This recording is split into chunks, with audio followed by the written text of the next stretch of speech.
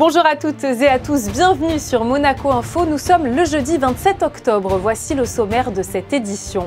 Pour commencer, nous vous emmènerons aux Seychelles pour découvrir l'atoll d'Aldabra, un trésor de l'océan Indien où le prince Albert II et les scientifiques des explorations de Monaco ont posé leurs valises. Robert Calcagno, le directeur de l'Institut océanographique, abordera d'ailleurs dans ce journal les enjeux de la mission monégasque aux Seychelles. Ensuite, nous reviendrons sur Terre à Monaco pour vous donner des nouvelles du chantier Testimoniaux 2. Monaco Info vous ouvre les portes de cet incroyable ouvrage de la principauté. Un point culture également avec le spectacle proposé par le diocèse de Monaco au Théâtre des Variétés. Il met à l'honneur Jeanne d'Arc. Et pour finir, focus sur le e-rallye Monte-Carlo au lendemain du grand départ donné à Valence. Jacques Rossi, le directeur de la course, sera à nos côtés. Niché au cœur de l'océan Indien, près des Seychelles, l'atoll d'Aldabra demeure le plus grand récif corallien surélevé de la planète. Le prince Albert II s'est rendu sur place pour visiter ce joyau préservé et découvrir le programme de protection initié par les Seychelles depuis 50 ans. Lors de ce voyage, le souverain a d'ailleurs tenu à délivrer un message qui illustre une nouvelle fois son engagement en faveur de l'environnement. Écoutez-le. Le message, au-delà de ces frontières séchelloises, c'est qu'il y a des endroits remarquables sur Terre qu'il nous faut absolument d'abord surveiller de près pour pas qu'il y ait trop d'atteintes et le moins possible. Ces endroits peuvent être visités, bien sûr, mais il y a un nombre très limité de personnes.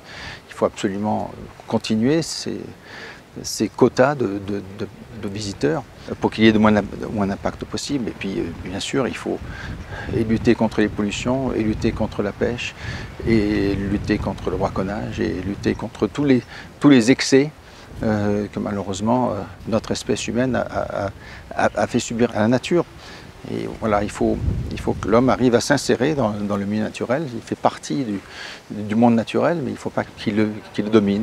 Christophe Paco a reçu hier Robert Calcagno, le directeur de l'Institut océanographique. Ils ont abordé ensemble la mission des équipes scientifiques présentes sur place aux Seychelles. Une mission dans l'océan Indien des explorations de Monaco qui va durer 2 mois et qui relève d'une importance scientifique mais aussi diplomatique. Robert Calcagno, bonsoir à vous. Bonsoir, comment allez-vous? Merveilleusement bien, surtout qu'on va voyager avec vous. L'océan Indien n'a plus de secret pour vous, mais encore, on va rechercher pour défendre notre planète des petites choses qui peuvent faire la différence. C'est la mission qui est partie au mois d'octobre et qui va durer 2 mois jusqu'au 27 novembre. Vous avez déjà réalisé, j'allais dire, quelques prélèvements, quelques découvertes, quelques révélations.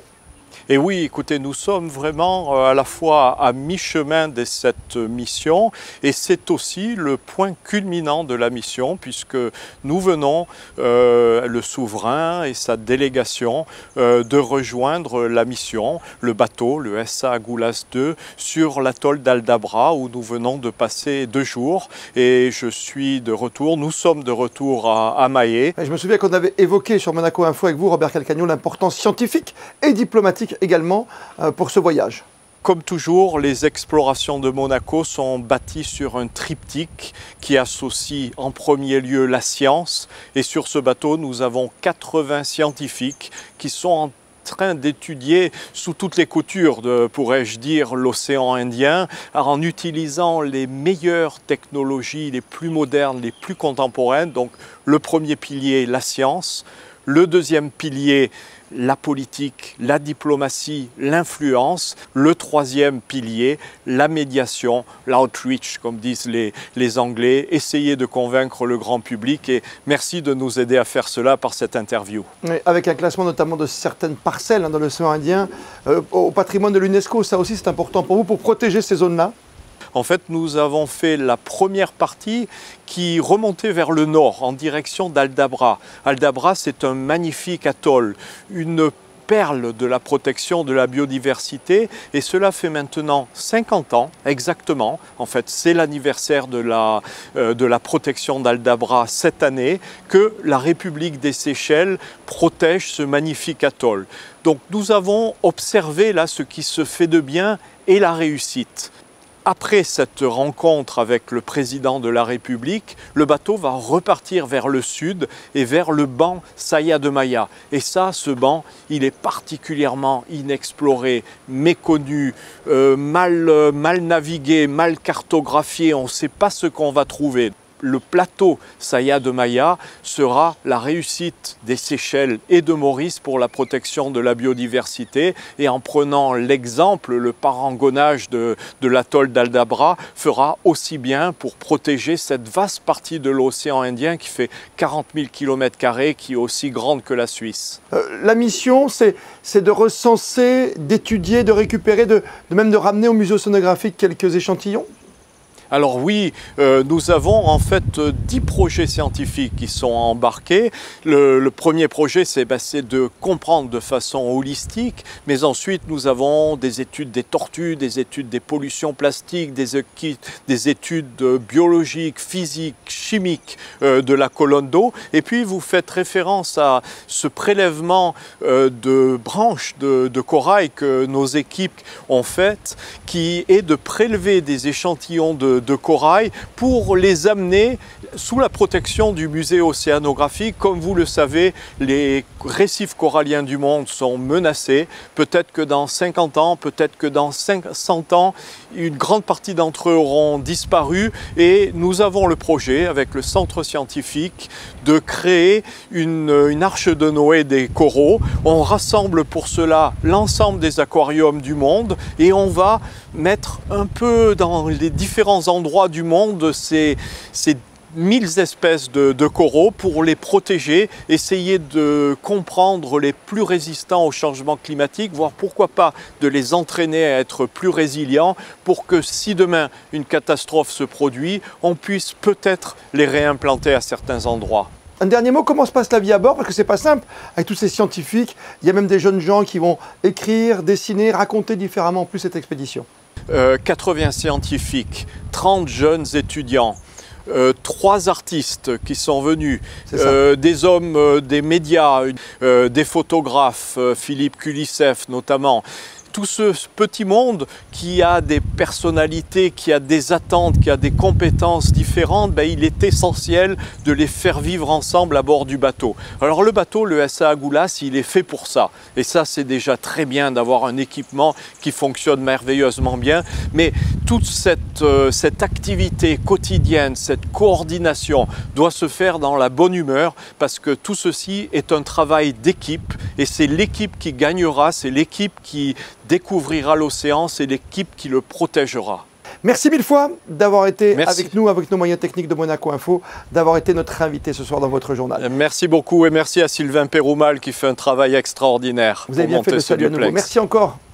À bientôt, au revoir.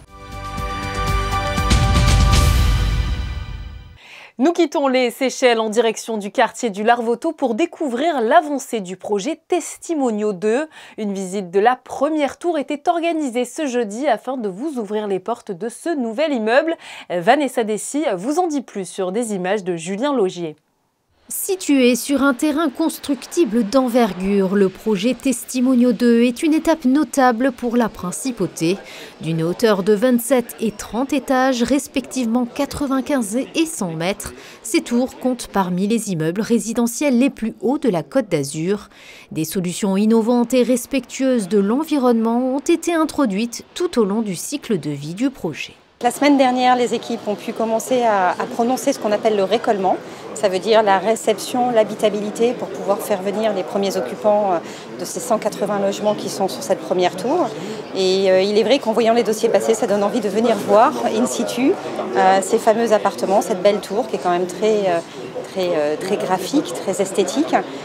Et on voit vraiment la qualité des appartements qui vont être livrés pour les Monégasques. On soigne les matériaux, en même temps nous faisons très attention. L'État est toujours soucieux de la durabilité, donc de temps en temps il vaut mieux savoir investir. Les promoteurs ont su répondre à cet objectif de durabilité, sans pour autant être ostentatoire. Donc je pense qu'on est vraiment dans des logements de qualité et puis des logements où vous pouvez le constater, l'exposition est quand même assez magnifique. Un accès pratique au parking sécurisé de 1100 places sur 13 niveaux complète également le projet.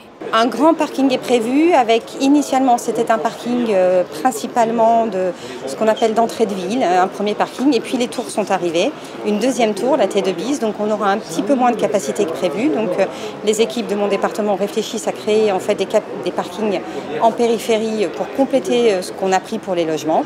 Et il sera effectivement de qualité avec une liaison complètement sur le boulevard Princesse Grace et le boulevard du Larboteau. La deuxième tour, qui sera baptisée Reseda, est toujours en cours de construction. Les échanges entre le gouvernement princier et le promoteur continuent d'évoluer afin de définir une date de livraison.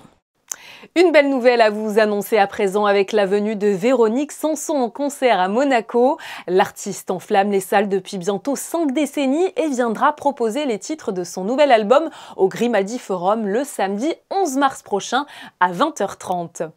Passons à ce spectacle proposé par le diocèse de Monaco. C'était mardi soir au Théâtre des Variétés. Il s'intitule Jeanne d'Arc, un seul en scène qui rend hommage aux courageux combattants et à cette jeune fille qui a renversé le cours de l'histoire. Regardez ce reportage de Frédéric Elion sur des images de Thomas Deus.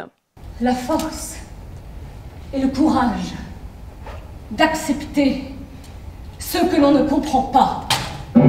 C'est une héroïne qui a marqué l'histoire de la France. Jeanne d'Arc est une icône qui véhicule encore aujourd'hui un message. Chacun peut combattre les injustices et changer la réalité. Le diocèse de Monaco proposait mardi soir au Théâtre des Variétés un spectacle dédié à la pucelle d'Orléans. Une version contemporaine venue d'Italie, mise en scène et écrite par Monica Guerritore et interprétée sur scène par Séverine Cojano. C'est une jeune fille parmi les autres, une femme avec ses faiblesses, ses doutes, ses contradictions, et qui va répondre en fait à un appel irrépressible de Dieu, de la foi pour elle, et elle va se dépasser pour accomplir sa mission.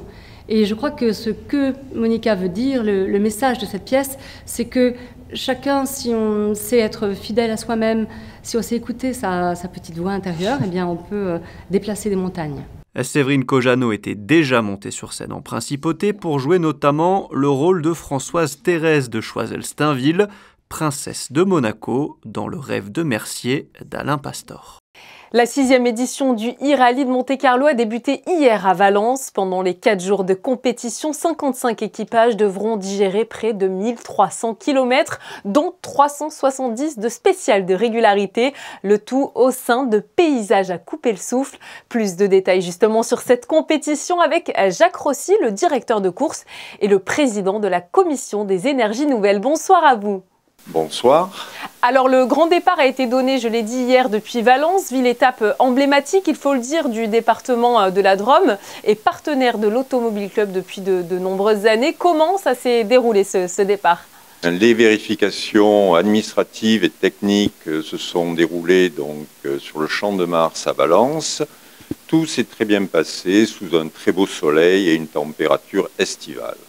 Il faut le dire, il y a un énorme engouement autour de ce e-rallye qui vient un petit peu récompenser les efforts du comité d'organisation de l'Automobile Club de Monaco en matière notamment de mobilité électrique. C'est vrai que c'est la première année où nous avons autant de demandes d'inscription et on a été obligé de faire une sélection. Malheureusement, nous n'avons pas suffisamment de bornes prévu et surtout d'emplacement à l'arrivée à Monaco pour recevoir plus de 55 équipages. Avec 24 modèles représentant 14 constructeurs automobiles inscrits, cette 6e édition atteint un niveau, il faut le dire, d'engagement sans précédent et s'affirme comme l'épreuve phare du championnat FIA Eco Rally Cup. Nous avons donc 14 marques de voitures, 24 modèles différents et surtout 10 nationalités de concurrents. Pendant ce temps, à Monaco, les locaux de l'Automobile Club se préparent à recevoir le e-rallye, arrivée prévue des premiers concurrents en principauté dès ce vendredi soir. Le parc fermé, les premières voitures pourront aller à partir de 22h30 et on leur laisse le temps, entre 20h et 22h30, le temps de charger dans Monaco pour qu'ils puissent repartir le lendemain pour faire la 4e étape. Et justement, la 4e et dernière étape prévue ce samedi 29 octobre aura, je crois, une forte connotation WRC avec des épreuves tracées sur d'anciennes spéciales du rallye Monte-Carlo. Tout à fait, on ira dans les Hautes-Alpes pour refaire des spéciales qui ont été faites pour le WRC, entre autres avec le col de Blaine et autres. Ce e-rallye est une véritable compétition, c'est vrai, mais il permet également aux constructeurs de venir démontrer le potentiel technologique et avant-gardiste de leurs véhicules.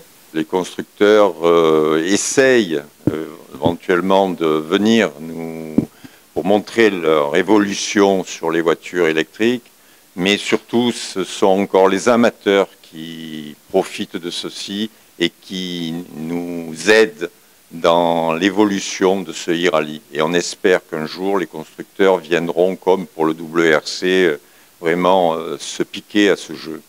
Merci beaucoup à vous, Jacques Rossi, d'avoir été avec nous sur Monaco Info pour nous dévoiler toutes les dernières informations du e-rallye Monte-Carlo. C'est moi qui vous remercie.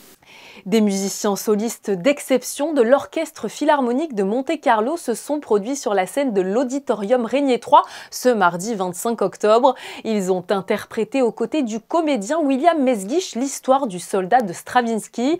José Sacré vous fait découvrir cette œuvre musicale et théâtrale aux côtés du principal protagoniste. Et ma fiancée, qui m'attend aussi, tu lui revaudras ça dans quelques jours d'ici. Où est-ce que vous habitez? Logé, soigné, noir et blanchi, désaltéré.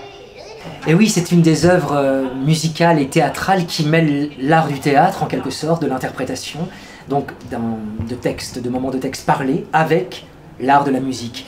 Il faut donc joindre ces deux mondes, en quelque sorte, les faire se rejoindre. Et effectivement, il y a des moments de partage très nets entre la musique et l'art du récitant, du conte en quelque sorte, mais il y a aussi des moments où les deux mondes se rejoignent, se métissent, et il faut donc être assez précis de ce côté-là, et surtout avoir effectivement cet amour du métissage entre la musique et en quelque sorte l'art théâtral. A beaucoup marché.